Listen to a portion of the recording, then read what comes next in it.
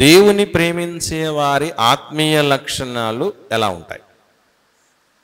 ఒక రెండు ప్రధానమైన ఆత్మీయ లక్షణాలు దేవుణ్ణి ప్రేమించే వారిలో కనబడతాయి.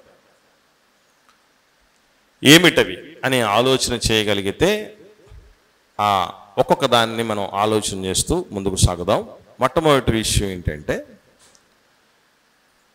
దేవుణ్ణి ప్రేమించే బోధకులు కానీ దేవుణ్ణి ప్రేమించే విశ్వాసులు కానీ వీరి ఇరువురిలో కూడాను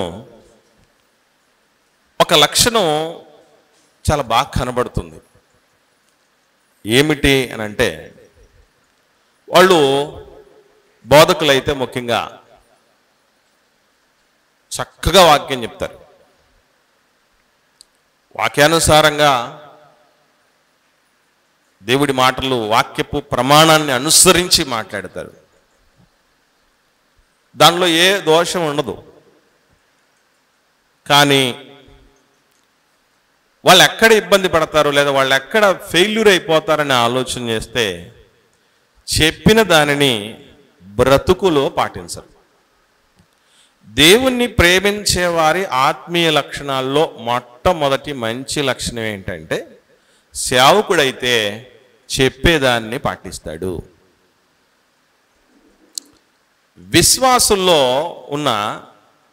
విశ్వాసుల దగ్గరికి వస్తే ఈ ఆత్మీయ లక్షణం చాలామందిని మనం గమనిస్తే సంఘంలో బాగా కష్టపడతారు, దున్నలా కష్టపడతారు. సంపాదించిన కష్టార్జితాన్ని సేవలో పరిచర్యలో ఇస్తారు, సమర్పిస్తారు. అన్నీ బాగుంటాయి. ఎవరు చెప్పినా చెప్పకపోయినా పనిలో వాళ్ళే ఇన్వాల్వ్ అయిపోయి అన్నీ చేస్తారు. కానీ వీళ్ళు కూడా ఎక్కడ ఫెయిల్యూర్ అయిపోతారంటే, చెప్పబడినటువంటి దేవుడి మాటల్ని సత్యాల్ని జీవితంలో పాటించటంలో ఫెయిల్యూర్ అయిపోతారు. అంటే బోధకుడు చెప్పి పాటించక ఫెయిల్యూర్ అయిపోతున్నాడు, విశ్వాసి కష్టపడి పాటించట్లా. అన్ని రకాల పనులు చేసేస్తాడు, సంపాదన ఇస్తాడు, సంఘంలో కీలకంగా ఉంటాడు కార్యక్రమాల్లో, కానీ దాని పాటింపులో మాత్రం వెనకం చేస్తారు. ఈ రెండు లక్షణాలు అంటే కాపరిలో ఉన్న లక్షణాలు, విశ్వాసుల్లో ఉన్న ఈ రెండు లక్షణాలు అంటే కాపరి బోధించి పాటించకపోవటం, విశ్వాసి కష్టించి పాటించకపోవటం, ఇవి రెండూ కూడా దేవుని ప్రేమించే వారి ఆత్మీయ లక్షణాలు కాదు.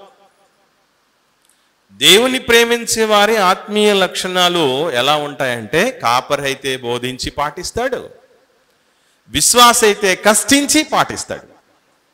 ఇవి రెండు కూడా కోయిన్సైడ్గా ఉంటాయి. అంటే బోధ వేరు కాదు, బ్రతుకు వేరు కాదు, కష్టం వేరు కాదు, జీవితం వేరు కాదు అన్నటువంటి రీతిగా వాళ్ళు జీవిస్తారు. ఎందుకనంటే దేవుడికి ఏది ఇష్టమో దాని ప్రకారం జీవించడమే దేవుడిని ప్రేమించడం అని నేర్చుకోవటం జరిగింది. దేవుడికి ఏది ఇష్టం? కేవలం బోధ మాత్రమే చేసి పాటించకపోవటం ఇష్టం ఆయనకి. పోనీ కష్టం ఇచ్చి మనం అన్ని రకాలైనటువంటి కష్ట నష్టాలు కోర్చి సంపాదన ఇచ్చి దేవుడి పనిలో దేవుడు కోరుకున్నట్టుగా బ్రతుకు లేకపోతే ఆయనకి ఇష్టమా అంటే ఏమాత్రం కాదు. ఎందుకంటే బైబిల్లో ఒక మంచి మాట ఉంది, చూద్దాం. కీర్తనల గ్రంథం 5వ కీర్తనలో చెప్పబడినటువంటి ఒక చక్కటి మాట. కీర్తనల గ్రంథంలో దేవుడు చెప్పిన ఒక అద్భుతమైనటువంటి మాట. 4వ వచనం, 5వ కీర్తన 4వ వచనంలో, నీవు దుష్టత్వాన్ని చూచి ఆనందించు దేవుడవు కాదు, చెడుతనమునకు నీ యొద్ద చోటు లేదు, డాంబికులు నీ సన్నిధిని నిలవలేరు. డాంబికులు అంటే ఏంటి అర్థం? ఇదే డాంబికం అంటే. చెప్తాడు, చేయడు, కష్టపెడతారు, ఇస్తారు, జీవితంలో వాళ్ళకు పాటింపు ఉండదు. అదే డాంబికం అంతే. వేషధారణ అంటారే అది అసలు దేవుడికి ఇష్టమే లేదట ప్రియులారా. అది మీరు గమనించాలి, మనం గమనించాలి. ఈ మాటలు ఇద్దరికి, కాపరికి విశ్వాసికి సంబంధించినవని మరవకండి. ఎందుకంటే యేసుక్రీస్తు ప్రభుల వారు మనం అందరం దేవునికి నచ్చే విధంగా దేవుని ప్రేమించేవారిగా బతుకుతున్నామా లేదా అలా బ్రతికితే ఎలాంటి స్థితికి వెళ్తాం, బ్రతకకపోతే ఎలా ఉంటాం అన్నటువంటి విషయం కొందరితో పోల్చి చెప్తున్నాడు బాగా అర్థం కావటానికి విషయాన్ని. ఏమిటంటే అది ఒకసారి మత్తయి సువార్తకు వద్దాం, 5వ అధ్యాయం 20వ వచనంలో. మత్తయి సువార్త 5వ అధ్యాయము 20వ వచనం చూడగలిగితే, శాస్త్రుల నీతి, పరిసయ్యుల నీతి. ఈ నీతి అన్నటువంటి విషయాలు పలు రకాలుగా బైబిల్ గ్రంథంలో కనబడుతూ ఉంటాయి. శాస్త్రుల నీతి, పరిసయ్యుల నీతి, స్వనీతి, దేవుని నీతి. స్థూలంగా ఈ 4 రకాల నీతులు కనబడుతూ ఉంటాయి. ఈ శాస్త్రుల నీతి, పరిశీల నీతి అన్నటువంటి దానికి అర్థం ఏంటి అని అంటే, అది చూడండి, వాళ్ళ నీతి కంటే మన నీతి అధికం కావాలి, లేకపోతే పరలోకంలోకి వెళ్ళలేము. పరలోకంలో చేరటానికి ముందు మనం దేవుడిని ప్రేమించే వాళ్ళం కాదు అని అర్థం. దేవుణ్ణి ప్రేమించే వాళ్ళు శాస్త్రుల నీతి కంటే, పరిశీల నీతి కంటే అధికమైన నీతి కలిగి ఉంటారట. ఇంతకు శాస్త్రుల నీతి, పరిశీల నీతి ఏమని చెప్పాడు ప్రభు? ఒకసారి చూద్దాం 23వ అధ్యాయంలోనే. మత్తయి సువార్త 23వ అధ్యాయంలో 2వ వచనం చూద్దాం. 23వ అధ్యాయం మత్తయి సువార్త 2వ వచనం చూడగలిగితే, శాస్త్రులను పరిశీలను మోషే పీఠమందు కూర్చుండు వారు గనుక వారు మీతో చెప్పు వాటిని అన్నిటినీ అనుసరించి గైకొనండి, అయినను వారి క్రియల చొప్పున చేయకండి, వారు చెప్పుదురే గాని చేయరు, మోయే సఖ్యము కాని బరువులు మీ మీద మోపుతారు గాని వేలుతోనైనా వాటిని కదిలించరు అని ప్రభువులు వారు చెప్తున్నారు. ఒకసారి జాగ్రత్తగా గమనించగలిగితే, వీళ్ళు చెప్పి చెయ్యకపోతే వచ్చే ప్రమాదం ఏంటి? పరలోకం భూము. మరి ఎక్కడికి వెళ్తాం? 13-14 వచనాలు చూడండి. ఇదే మత్తయి సువార్తలో 23వ అధ్యాయంలో 13-14 వచనాలు. అయ్యో వేషధారులైన శాస్త్రులారా, పరిసయ్యులారా, మీరు మనుషుల ఎదుట పరలోకమును మూసేస్తారు, మీరందులో ప్రవేశింపరు, ప్రవేశించు వారిని ప్రవేశింపనీయరు. ఎందుకు ప్రవేశించలేరు వాళ్ళు? చెప్పి చెయ్యకపోతే పరలోకం మనకు లేదు. ఎంత కష్టపడి పనిచేసి బ్రతుకులో అది పాటింపు లేదనుకోండి విశ్వాసిగా, ఎంత కష్టార్జితాన్ని ఇచ్చి జీవితం మాత్రం వేరుగా ఉంది. కష్టం బాగుంది, కష్టించిన దాన్ని ఇస్తున్నాం, బ్రతుకు బాలేదు. బోధ బాగుంది, జీవితంలో అది లేదు పాటింపు.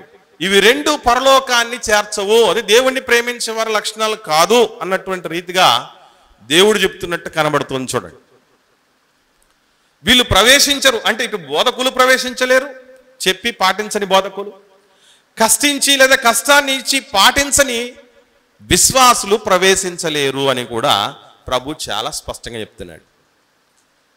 ఇది మనకు బాగా అర్థం కావటానికి ఒక చిన్న ఎగ్జాంపుల్, ఇది మనకు సంబంధించినటువంటి ఉదాహరణే అయి ఉంటుంది. ఒకసారి చూద్దాం ఆ విషయాన్ని. లూకాసు సువార్త 10వ అధ్యాయం. లూకాసు సువార్త 10వ అధ్యాయంలో ఒక అద్భుతమైనటువంటి సందర్భం మనకు కనబడుతుంది. 25వ వచనం నుండి చూద్దాం. 25వ వచనం నేను చదువుతాను, ఎక్కువ వచనాలు ఉంటాయి అవి. 25వ వచనం నుండి చూడగలిగితే లూకాసు సువార్త 10వ అధ్యాయం 25వ వచనం నుండి చూద్దాం. ఇదిగో ఒకప్పుడు ధర్మశాస్త్రోపదేశకుడు ఒకడు లేచి, బోధకుడా, నిత్య జీవనకు వారసుడగుటకు నేనేమి చేయవలనని ఆయన్ను శోధించుచు అడిగాను. అందుకు ఆయన, ధర్మశాస్త్రమందు ఏమి రాయబడి ఉన్నది, నీవేమి చదువుచున్నావని అతన్ని అడుగగా, అతడు, నీ దేవుడైన ప్రభువును నీ పూర్ణ హృదయంతో, నీ పూర్ణ మనస్సుతో, నీ పూర్ణ శక్తితో, నీ పూర్ణ వివేకంతో ప్రేమింపవలను అనియు, నిన్ను వలని పొరుగు వారిని ప్రేమింపవలను అనియు వ్రాయబడి ఉన్నదని చెప్పాను. అందుకు ఆయన, నీవు సరిగా ఉత్తరమిచ్చితివి, అలాగు చేయము, అప్పుడు జీవించెదవు అని అతనితో చెప్పాను. అయితే తాను నీతిమంతుడైనట్టు కనబరచుకొనగోరి అతడు, అవును గాని నా పొరుగు వాడెవడు అని యేసును అడిగను. అందుకు యేసు ఇట్లనను, ఒక మనుషుడు యెరూషలేము నుండి యెరికో పట్టణమునకు దిగి వెళ్ళుచు దొంగల చేతిలో చిక్కెను. వారు అతని బట్టలు దోచుకొని అతని కొట్టి కొరప్రాణముతో విడిచిపోయారు. అప్పుడు ఒక యాజకుడు ఆ త్రోవను వెళ్ళుట తటస్థించెను. అతడు అతన్ని చూచి ప్రక్కగా పోయింది. అలాగునని లేవీయుడొకడు ఆ చోటికి వచ్చి చూచి ప్రక్కగా పోయింది. ఈ రెండు సందర్భాలు మనం చాలాసార్లు చదివాం, కానీ ఇంకొంచెం జాగ్రత్తగా ఆలోచన చేద్దాం ఈ విషయాల్ని. దొంగల చేతిలో చిక్కి కొరప్రాణముతో కొట్టుమిట్టాడుతున్నటువంటి వ్యక్తిని చూసినప్పుడు మనకి ఎవరి మీద కోపం వస్తుంది? సర్వసాధారణంగా ఎవరి మీద కోపం వస్తుందండి? ఎవరి మీద ఏహభావం వస్తుంది? దొంగల మీద, అంతే కదా? ఎందుకనంటే కనీసం మానవత్వం లేకుండా ఆ వ్యక్తిని దోచుకోవటం మాత్రం కాకుండా దోచుకుని వదిలిపెట్టిపోతే పర్లా. ఏం చేశారు వీళ్ళు? కొరప్రాణముతో వదిలిపెట్టిపోయారంటే ఎందుకంటే ఎవరు దోచుకున్నారో చెప్పకూడదు, చెబితే మాకు ప్రమాదం అన్న ఉద్దేశంతో. మనం చూస్తూ ఉంటాం ఎన్నో సందర్భాలు. దొంగతనానికి వచ్చిన వాడు లేదా ఒక అమ్మాయి మీద అఘాయిత్యం చేసినోడు సర్వసాధారణంగా ఏం చేయడానికి అంటే సాక్ష్యాధారం లేకుండా ఉండాలన్న ఉద్దేశంతో వాళ్ళని చంపేయాలని చూస్తారు. ఇలా చంపేసేటువంటి పరిస్థితిని, దోచుకున్న వాళ్ళ పరిస్థితిని కొరప్రాణంతో కొట్టేసినటువంటి వాళ్ళ మీద మన కోపం వస్తుంది. కానీ నిజంగా అక్కడ వీళ్ళకంటే ప్రమాదకారులు ఇద్దరున్నారు. ఒక వ్యక్తి యాజకుడైతే ఇంకొకడు లేవీలు. లేవీలు యాజకులు వేరువేరా? అసలు ఎవరు లేవీలు, ఎవరు యాజకులు? ఈ యొక్క వేరియేషన్, ఈ డిఫరెన్స్ మనకు తెలియాలి, వ్యత్యాసం మనకు తెలియాలి. చాలా సందర్భాల్లో మనం లేవీలు యాజకులు, యాజకులు లేవీలు అని చదువుతూ ఉంటాం. వాస్తవం ఏంటంటే యాజకులైనా లేవీలైనా లేవీ గోత్రం నుంచి వచ్చిన వారు ఒకటి మొట్టమొదటి విషయం. ఇక లేవీలను యాజకులను సపరేట్గా ఎందుకు చెప్పాల్సి వచ్చింది అని అంటే, ఇద్దరూ లేవీ గోత్రం నుంచి వచ్చిన వాళ్ళైనా యాజకులు ప్రధానమైనటువంటి కార్యాలు నిర్వహించేవాళ్ళు. దేవుని సన్నిధిలో లేదా దేవుని మందిరంలో లేదా అప్పటి ప్రత్యక్ష గుడారంలో బలుల కార్యక్రమాలను చూసేవాళ్ళు. బలిరక్తమును అతి పరిశుద్ధ స్థలంలోనికి తీసుకుని వెళ్ళేటటువంటి వాళ్ళు. ఈ తంతులన్నీ ధూపము దీపము వేసేటటువంటి వాళ్ళు, నైవేద్యాలు అర్పించేటటువంటి వాళ్ళు ఎవరు అంటే యాజకులు. మరి లేవీలు ఎవరు అంటే ఈ యాజకులకు హెల్పర్స్గా, అసిస్టెంట్లుగా ఉన్నటువంటి వాళ్ళు. తేడా అర్థమైందా? ఇప్పుడు వీళ్ళిద్దరూ కూడా ఒక ప్రధానమైన పనిలో ఉండాలి. ఏమిటా పని అని అంటే, వాళ్ళ ప్రత్యక్ష గుడారం లోపల వాళ్ళు ఉండాలి. ప్రత్యక్ష గుడారం వెనుపల బయట ఇది ప్రత్యక్ష గుడారం అనుకుంటే ఈ మందిరాన్ని కాసేపు 4 దిక్కులు ఉంటాయి కదా ఈ మందిరానికి, తూర్పు, పడమర, ఉత్తరం, దక్షిణం అని. ఒక్కొక్క దిక్కులో 4 గోత్రాల వాళ్ళు, 3 గోత్రాల వాళ్ళు ఉంటారు. 3 × 4 12 గోత్రాలు. ఇలా 12 గోత్రాల వాళ్ళు మందిరం చుట్టూ ఉన్నటువంటి స్థితిలో ఉన్నటువంటి వాళ్ళు తెలుసో తెలియకో పాపమో అపరాధమో ఇలా రకరకాలైనటువంటి పనులు చేస్తే దాన్ని యాజకుల దగ్గర తీసుకుని వస్తే, అరే ఇంత పని చేశావు, దేవుడుకి పాపం అంటే ఇష్టం లేదని నీకు తెలుసు కదా, సరే దీన్ని ప్రాయశ్చిత్తం మనం తొందరగా చేసుకోవాలని చెప్పి దానికి సంబంధించిన ప్రాయశ్చిత్తం ఎలా చేసుకోవాలో చెప్పి వీళ్ళు పరిశుద్ధంగా ఉండాల్సిన వాళ్ళు, వీళ్ళు పాపం లేకుండా ఉండాల్సిన వాళ్ళు. ఇంకా చెప్పాలంటే కనిపించని దేవుడి యొక్క ముంగుర్తులు, ఇంకా చెప్పాలంటే ఆయన యొక్క సూచనలు, ఆయన లక్షణాలు ఎవరిలో చూస్తే కనబడాలంటే లేవీలను యాజకులను చూస్తే అర్థమైపోవాలి. వాళ్ళు అందరికంటే ముఖ్యంగా త్యాగదనులుగా ఉన్నటువంటి వాళ్ళు, అందరిలాగా అక్రమాలకు తెగపడకుండా ఉండాల్సిన వాళ్ళు. ఎందుకంటే చిన్న తేడా జరిగినా కూడా అందరికంటే ముందు ఎవరి మీదకి శిక్ష వస్తుందంటే ఈ యాజకుల మీదకి లేవీల మీదకే శిక్ష వచ్చేది. ఎందుకంటే వీళ్ళు రోల్ మోడల్గా ఉండాల్సిన వాళ్ళు, అంటే మాదిరిగా ఉండాల్సిన వాళ్ళు, అంటే చెప్పటమే కాకుండా చేతల్లో చూపాల్సినటువంటి యాజకులు. అందరికీ పాప భీతిని కలిగింపజేసి పాపానికి దూరంగా బతకండి, దేవుడికి దగ్గరగా జీవించండి చెప్పి జీవించేటటువంటి వాళ్ళ స్థితిలో ఉన్న వీళ్ళు ఏం చేస్తున్నారట, యాజకుడు చూచి వెళ్ళిపోయాడట. ఒక సాధారణ మానవుడు చూచిన అలా పోడే, ఒక అన్యుడు చూసిన అలా పోడే, చలించిపోతాడే, అయ్యయ్యో అనుకుంటాడే, ఏదో ఒక ప్రయత్నం చేసి ఆ ప్రాణాన్ని కాపాడాలనుకుంటాడే. వాళ్ళకి ఏం లేదు, ఎందుకు లేకుండా పోయింది అంటే నాడు యాజకులు లేవీలు ఎలాగైతే కఠినాత్ములుగా మారిపోయి బ్రతుకులో, ఎందుకంటే బైబిల్లో అసలు ధర్మశాస్త్రం ఏం చెప్తుందట, వీళ్ళు అలా పోవటం అనేది న్యాయమేనంటారా అని ఆలోచన చేయగలిగితే ఎంత అన్యాయమో ఒక చిన్న మాట చూద్దాం మనం. 23వ అధ్యాయం మత్తయి సువార్తలోనే అంటే దేవుణ్ణి ప్రేమించే వారి ఆత్మీయ లక్షణాల్లో చెప్పింది పాటించని పరిస్థితులు కనబడుతున్నవి ఎవరిలోనంటే నాటి యాజకులలో లేవీల్లో కనబడుతున్నాయి, నేటి కొత్త నిబంధన యాజకుల్లో లేవీల్లో మనలో కనబడుతున్నాయి. అందుకే చూద్దాం ఈ ధర్మశాస్త్రం ప్రాముఖ్యంగా ఏం చెప్తుందట. 23వ అధ్యాయం మత్తయి సువార్త 23వ వచనం చూద్దాం.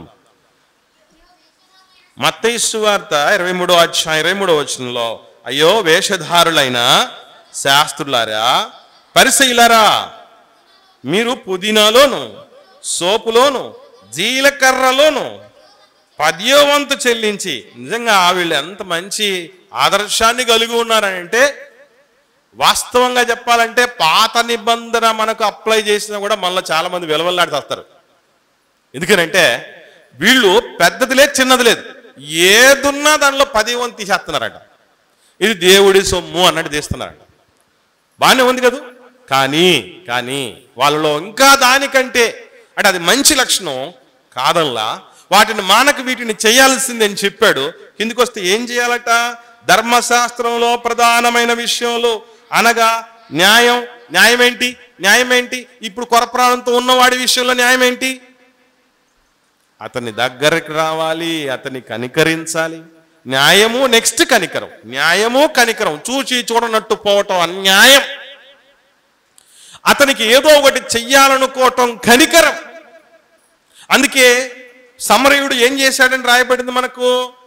సమరయుడు దగ్గరకు వచ్చి చూచి కనికరపడి నెక్స్ట్ ఏం చేస్తున్నాడు? విశ్వాసం. అంటే ఈ కొరప్రాణంతో ఉన్నవాడిని కాపాడితే నాకేమొస్తుంది, లేకపోతే వీడు బతుకుతాడో చస్తాడో అన్న అవిశ్వాసం అనేది లేకుండా అతనికి జీవితం ఉంది, భవిష్యత్తు ఉంది అన్న ఉద్దేశంతో తన దగ్గర ఉన్నది కూడా ఖర్చు చేయటం జరిగింది. అది ధర్మశాస్త్రము లేనోడు పాటిస్తున్నాడు. ఈరోజు చాలా మంది చెప్తారు ఏమనంటే, నేనే విన్నాను నా చెవులారా, ఏమని విన్నానంటే, మన క్రైస్తవుల కంటే దేవుని పిల్లల కంటే చాలా మంచి విశ్వాసంతో, నమ్మకంతో, ప్రేమతో, అభిమానంతో, సహకార గుణముతో అన్యజనుల్లోనే కొందరు ఉన్నారన్నా అని చెప్పినోడు. అంటే సమరయుడు దీనికి ఎగ్జాంపుల్ ఏది? ఇదేం వండర్ఫుల్ థింగ్ ఏం కాదు, ఇది ఆశ్చర్యకరమైన పరిస్థితి ఏం కాదు. ఇప్పుడు ధర్మశాస్త్రం స్వాధీనంలో ఉన్న యాజకుడికి లేనటువంటి లక్షణం, వాళ్ళకు హెల్పర్స్గా ఉన్నటువంటి లేవీళ్ళు కూడా లేని లక్షణం, ధర్మశాస్త్రంతో సంబంధం లేనటువంటి ఒక సమరయుడు అంటే అంటరాని వాడు. ఇప్పుడు మన భారతదేశంలో, ఆంధ్రప్రదేశ్లో ఎస్సీ ఎస్టీలు ఎలాగైతే అంటరాని వాళ్ళుగా ఉంటున్నారో అలాంటి పరిస్థితి ఇశ్రాయేళ్ల మధ్య సమరయుల పరిస్థితి.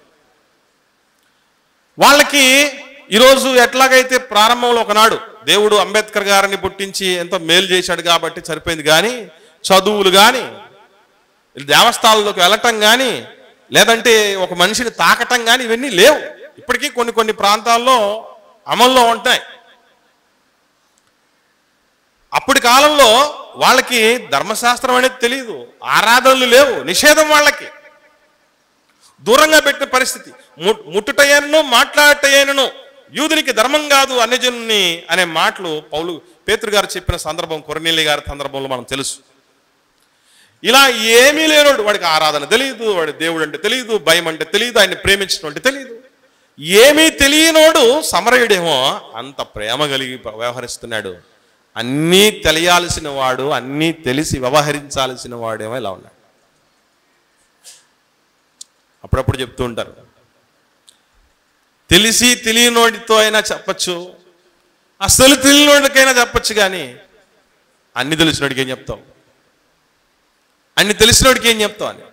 నిజంగా దేవుడు అలా ఎప్పుడు అనుకోలేదండి. అన్నీ తెలిసాయి అనుకుంటున్నటువంటి వాళ్ళే తప్ప తెలిసినోళ్ళు ఇలా చేయరు. మాకు అన్ని తెలుసు అనుకున్న భావనలో, భ్రమలో ఉన్నోళ్ళే ఇలా ఉంటారట. గమనించండి, ఈరోజు దేవుణ్ణి ప్రేమించే మనం ఆత్మీయ లక్షణాల్లో చెప్పింది ఒక సేవకులంగా మేము ఎంత పాటిస్తున్నాం. కష్టపడుతున్నాం, సంపాదనిస్తున్నాం. మీకు తెలుసో తెలీదో, సంఘములో ఎన్ని సంఘాలు నేను వెళ్ళి చూసి వచ్చానో ఇప్పటికి పరిచర్యలో భాగంగా, చాలా గొప్ప గొప్ప సంఘాలలో లేనటువంటి దాతృత్వం దేవుడు మనకి ఇచ్చిన స్థానిక సంఘంలో ఉంది. కానీ దీనికంటే ప్రభావవంతంగా దేవుణ్ణి ప్రేమించే మంచి లక్షణం, నా తండ్రికి ఇష్టం లేని లక్షణం ఏంటంటే, బోధించేవాడి నీకు నువ్వు పాటించుకోవా అని ఒక బోధకుడిని అడిగినప్పుడు బోధకుడి దగ్గర ఏం జవాబు? ఈరోజు సోకాళ్ళు దేవుడి ప్రతినిధులమని చెప్పుకుంటున్న వాళ్ళు ఎంతమంది కాసులకు కకృతి పడేవాళ్ళు లేరు?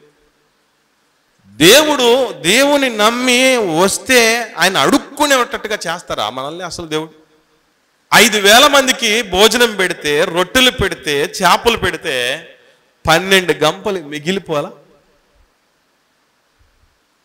మిగిలిపోతుంది అంతే. మనము అనుభవించటానికి, సుఖముగా ఈ లోకంలో అనుభవించటానికి తగినంత వచ్చడంతో ఇవ్వడంతో పాటు మిగిలేటట్టు వస్తుంది ఆయన నమ్మగలిగితే, అంతే తప్ప. ఈరోజు చాలా మంది సేవకులు దేవుడి పరువును బజారు పాలు చేస్తున్నారు. తెలుసా మీకు? కాసులకు కకృతి పడే బ్రతుకులా? దేవుడు చేయుదులు పెట్టేస్తాడా? అరే, ఆయన కోసం బతకనోడికే ఈ విశ్వాన్ని నడిపిస్తున్నాడు దేవుడు. ఆయన నమ్మి త్యాగానికి పూనుకుంటే వదిలేస్తాడా? చరిత్రలో అలాంటి వాళ్ళు ఎవరైనా ఉన్నారా? అసలు ఎవరినైనా వదిలేశాడు, గాలికి వదిలేశాడు సేవకుని అన్నోళ్ళు ఎవరన్నా ఉన్నారా? ఒక దేహానికి, మట్టిలో కలిసేటువంటి దేహం, నీ ఇంట్లో నువ్వు కట్టుకున్న ఆవిడకి ఎలాంటి దేహం ఉందో అలాంటి దేహమే మిగతా ఆడకూతురికి ఉంది. కానీ కకృతి పడుతున్నటువంటి వాళ్ళు ఎంతమంది లేరు సేవకులు? వ్యభిచారులకు తెగపడుతున్న వాళ్ళు లేరు? దేవుడు అదే మాట అంటాడు, వ్యభిచరించవద్దు అని చెప్తున్నావు, బాగానే ఉంది నాయన, మంచి బోధ, సూపర్, వెరీ గుడ్. కానీ నువ్వేం చేస్తున్నావు? వ్యభిచరిస్తున్నావు. దీనివల్ల ఎవరికి చెడ్డ పేరు తెలుసా? రాయబడిన ప్రకారం మిమ్మును బట్టియే కదా దేవుడికి అవమానం. అంటే దేవుడికి అవమానం తెచ్చేవాళ్ళంటే దేవుడికి ఇష్టమా? దేవుణ్ణి ప్రేమించేవాళ్ళంటే దేవుడికి అవమానం తెచ్చేవాళ్ళ పిల్లరా? అరే, దేవుని నమ్ముకుని నువ్వు సాధించింది ఏంటి, నేను సాధించింది ఏంటి చెప్పరా అని అడుగుతున్నాడు ఒక అన్యజనుడు. ఏం చెప్తావు? నీలో ఉన్న నీతి ఏంటి, నాలో లేని నీతి ఏంటి చెప్పరా అంటున్నాడు. ఏం చెప్పగలవు? ప్రతి చిన్నదానికి పెద్దదానికి కకృతి పడతావురా? కరువులో ఉన్నావు, నాకు నిగ్రహం ఉందిరా అని చెప్పగలిగినటువంటి బ్రతుకులు చూపించగలిగిన సేవకులు ఎంతమంది? ఆ రోజు దావీదు గారు తప్పు చేస్తే, నువ్వు తప్పు చేసావు అనలే ఆ ప్రపంచం. ఏమనింది? నీ దేవుడిదేమో రా అన్నది. నీ దేవుడిలా వ్యభిచారానికి తగబడమని, వేరొక భార్యను అనుభవించమని చెప్పాడా? నీ దేవుడు చెప్పకపోతే నువ్వెందుకు చేస్తావు? అడ్డొచ్చినటువంటి భర్త అడ్డు తొలగించుకోవటానికి చంపేయమని చెప్తావా? చెప్పాడా మీ దేవుడు? లేకపోతే నువ్వెందుకు ఆ విధంగా చంపేస్తావు? నరహత్య చేయకూడదు అని కాదు మన తండ్రి నేర్పించింది మనకి. వ్యభిచరించద్దు అని చెప్పినటువంటి వాడు దేవుడు కదా. వాళ్ళని నలుగురి మధ్యలో పెట్టి ఇద్దరిని రాళ్లతో కొట్టి చంపు, ఆ విధంగా వాళ్ళలో ఉన్నటువంటి ఆ దుష్టత్వాన్ని తీసేయాల్సినటువంటి పరిస్థితి ఉంది అని దేవుడు చెప్పాడు కదా. కానీ దాన్నే పెంచి పోషిస్తున్న సేవకులు, కాసులకు కకృతి పడే సేవకులు, వ్యభిచారానికి తెగపడుతున్నటువంటి సేవకులు, ఘనతలు కోరుకున్న సేవకులు చూడండి. ఈరోజు లోకంలో నేను గనుడుగా నేను నిలిచిపోవాలనే ఉద్దేశంతో మరి ఘనత రావాలంటే నేను ఏం చేయాలి? ఏదో ఒక వివాదాస్పదమైన విషయాన్ని తీసుకోవాలి. ఇంకా చెప్పాలంటే ఈ మధ్యకాలంలో కొత్త బోధలు చేయాలనే ఉద్దేశంతో మీకు చెప్పాను ఇంతకుముందే. ఏమని అంటే, సినిమా హీరోల యొక్క వాయిస్ని ఇమిటేట్ చేసి మరి వాక్యం చెప్తున్నారట. ఆ యూత్ మీటింగ్లలో ఆ నవ్వులు, కేకలు, కేరింతలు బయటకు వచ్చిన తర్వాత ఎక్కడి నుంచి పిలిపించారో నంబర్ 1 జబర్దస్త్ కమెడీని తీసుకొని వచ్చారని అంత బాగా చెప్తున్నారు వాళ్ళు. సిగ్గుండాలి కదా. దేవుడి ఆవేదనను హృదయాంతరాలలోనికి తీసుకొని దేవుని పిల్లలకు ఒరే ఇలా బ్రతకాలని చెప్పటంతో పాటు బ్రతుకులో చూపించాల్సిన సేవకుడు ఈరోజు ఎంత దారుణమైనటువంటి స్థితిలో ఉంటున్నాడు. బయట పడతాయి దేవుడి దగ్గర లెక్కొప్ప చెప్పాలని. సేవకుడికి ఎంత లెక్క ఉందో తెలుసా? ఒక సాధారణ విశ్వాసి కంటే, ఒక అన్యజనుడి కంటే ఎక్కువ లెక్క చెప్పాలి పిల్లరా. ఆత్మల లెక్క చెప్పాలి.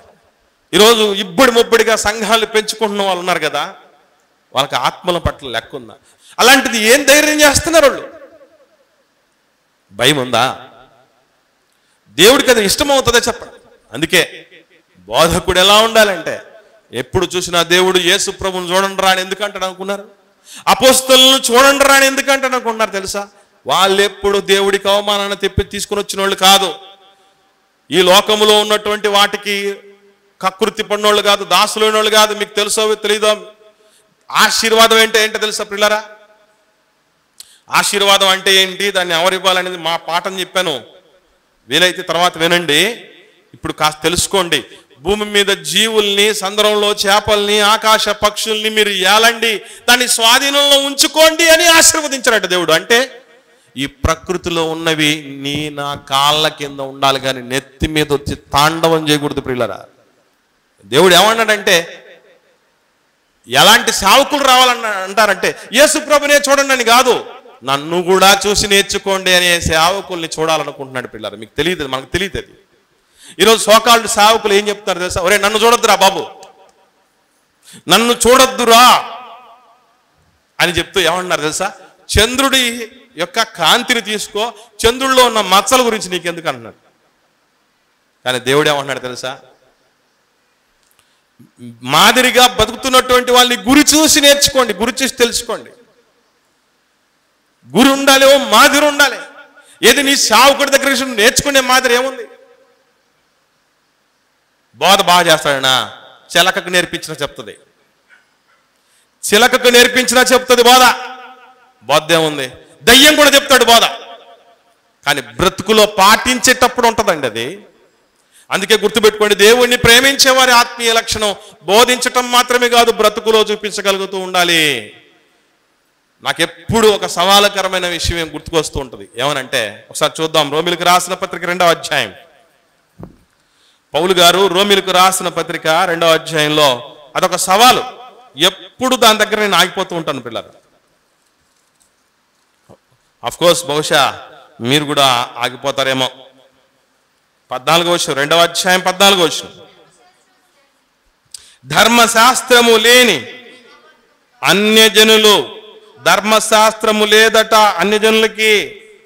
ధర్మశాస్త్రము లేని అన్యజనులు స్వాభావికముగా ధర్మశాస్త్ర సంబంధమైన క్రియలు చేసిన ఎడల వారు ధర్మశాస్త్రము లేని వారైనను తమకు తామే ధర్మశాస్త్రమైనట్టున్నారట. అబ్బా, అంటే ధర్మశాస్త్రం మనం అవ్వాలి, మనమే ధర్మశాస్త్రం అవ్వాలి, మనమే కొత్త నిబంధన అవ్వాలి. దేవుడు అంటే ఎలా ఉన్నాడో, ప్రభు అంటే ఎలా ఉన్నాడో, అపోస్తలు అంటే ఎలా ఉన్నారో మాకు తెలియదు, కానీ మిమ్మల్ని చూస్తుంటే అనిపిస్తుందని అని అనిపించుకొని చావాలి చర్చలోపు. అందుకే గుర్తుపెట్టుకోండి, ఒక సేవకుణ్ణి డబ్బు కొంటోంది అంటే తనలో ఉన్నటువంటి పరిశుద్ధాత్ముని కూడా డబ్బు డామినేట్ చేస్తుందని. అంత పరిస్థితి దానికి ఇస్తామా? రంగు కాగితాలకు ఇవ్వాల్సిన విలువ గుర్తుపెట్టుకోండి. ఎప్పటికీ నేను ఎప్పుడు చెప్తూ ఉంటా గర్వంగా, ఏమనంటే అపోస్తలుల పాదాల దగ్గర ఉండిందట ధనం. ధనం ఎప్పుడు సేవకుడి పాదాల దగ్గర ఉండాల్సినటువంటి వాళ్ళు. నాన్న గడ్డి తినేటటువంటి వాళ్ళు ఉన్నారు చాలా మంది. తెలుసో లేదా మీకు? మీకు పైసలు వస్తాయని తెలిస్తే మాత్రం ఏం చేయడానికైనా సిద్ధపడుతున్నటువంటి సేవకులు ఉన్నారు. వీళ్ళందరూ దేవుణ్ణి ప్రేమించేటటువంటి ఆత్మీయ లక్షణాలు కలిగిన వాళ్ళు కాదు, కలిగిన వాళ్ళు కాదు. ఎంత గొప్ప భాగ్యం ఇచ్చాడు, ఎంత గొప్ప ధన్యత ఇచ్చాడు దేవుని ప్రజలకు, దేవుని కాపరికి దేవుడు. నేనుంటాను, నీకు ఏం కావాలో నేను చూసుకుంటాననేటటువంటి భరోసా దేవుడిస్తూ ఉంటే, లేదు లేదు ప్రభువా వాడిని ముంచాలి, వీడిని తేల్చాలి, ఈ టక్కు టమారాలు చేయాలి, ఇవన్నీ భయంకరమైనటువంటి విద్యలన్నీ అభ్యసించాలని. మాంత్రిక విద్య అభ్యసించినోడు మేలు వీళ్ళకంటే, ఇలా కకృతి పడే వాళ్ళకంటే. అందుకే ప్రియులారా గుర్తుపెట్టుకోండి, కాపరిలో ముందుగా ఉండకూడని లక్షణం ధనాపేక్ష ఉండకూడదు. డబ్బు అంటే వాడికి ఏ స్థాయి ఉండాలంటే కాళ్ళ దగ్గర ఉండాల్సిందేరా ఇది. దానికోసం నా దేవుడి ప్రతిష్టను, పరువును గంగపాలు బజారు పాలు చేయకూడదనే లక్షణం ఉండాలి. వాడు వ్యభిచార బుద్ధి కలిగి ఉండకుండా ఉండాలి. వాడు తాను ఘనుడైపోవాలన్నటువంటి ఆలోచన ఉండకూడదు. నేను కనబడాలన్నటువంటి పరిస్థితుల్లో ఎన్ని తప్పు త్రోవలు తొక్కుతున్నటువంటి వాళ్ళు లేరండి. నన్ను అనుకోవాలి. మహామహుల్ని అనుకోవట్లా. యేసు ప్రభువుని సైతము బల్ల ఇచ్చి మరి జ్ఞాపకం చేసుకుంటూ ఉంటే రక్షకుణ్ణి, ప్రాణం పెట్టినోడిని, నిన్ను నన్ను లోకం గుర్తుంచుకుంటుందని పిచ్చి మాటలు అనుకుంటున్నా, ఆలోచన చేస్తున్నాం. సొంతోళ్ళే రెండో రోజు నుంచి మర్చిపోవడం మొదలు పెడతారు మన బతుకుల గురించి. ఏదో లోకములో ఏదో ఉద్ధరించేయాలనుకుంటున్నాం.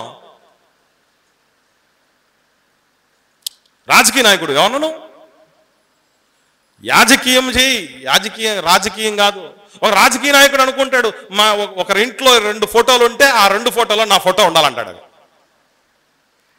ఒకరింట్లో 2 ఫోటోలు ఉంటే ఒక ఫోటో నాది ఉండాలని చెప్తాడు. రాజకీయ నాయకుడు కాబట్టి అంటాడు.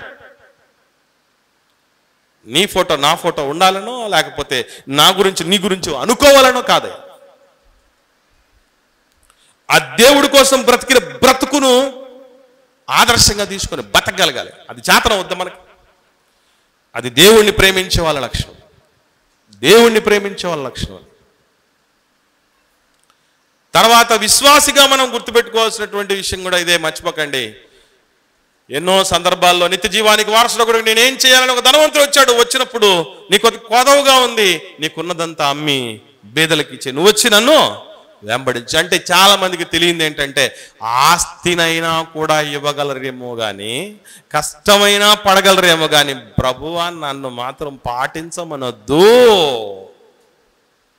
అట్లా ఈరోజు చాలా మంది పరిస్థితులు ఎట్లా తయారయ్యాయంటే, నేను అన్ని చేస్తాను, నీకు కానుకిస్తా, సేవక నీకు కానుకిస్తా, నేను వచ్చి పని చేస్తా, కానీ బ్రతుకులో మాత్రం ఆదర్శంగా ఉండలేదే, నువ్వు అడగద్దు అంటే వీడు కకృతి పడి సేవకుడైతే ఏం చేస్తాడు? నాకు కావలసింది కానుక, నువ్వు వచ్చి పని చేస్తున్నావు, ఇంతకంటే కావాల్సింది ఏమని?